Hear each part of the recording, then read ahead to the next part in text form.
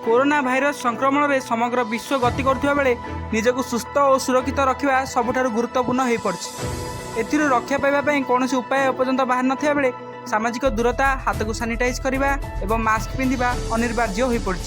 यही भाइरस सह लड़िया आम केवल आम निजर प्राकृतिक रोग प्रतिरोधक शक्ति प्रणाली उपरे भरोसा करिपरिबा।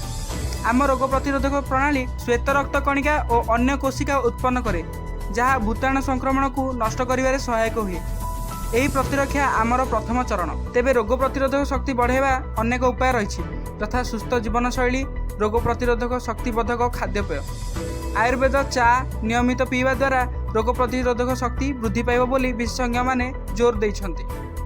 एक ग्लास पानी रे 1 इंचर अश्वगंधा मूल मिसाई फुटांतु। याकू एक कप रे छाणी सेथिरे 1 चामच महू और स्वाद अनुसार लेंबू रस मिसाई दियंतु। यह शरीर रोग प्रतिरोधक शक्ति वृद्धि करिबारे सहायक होई परिबो बोली विशेषज्ञ माने मत प्रकाश करନ୍ତି। दीर्घ समय धरी आयुर्वेद औषध भावे अश्वगंधा को व्यवहार करा जाउछि। भारत और उत्तर आफ्रिका रे देखा जाउथुवा एही गछर मूल, पत्र, फूल को विभिन्न स्वास्थ्य समस्यार चिकित्सा भाव में प्रयोग करा जाउछि। अश्वगंधारे चिंता, अवसाद, उद्वेग, प्रदाह आदि उपशम मिलता है।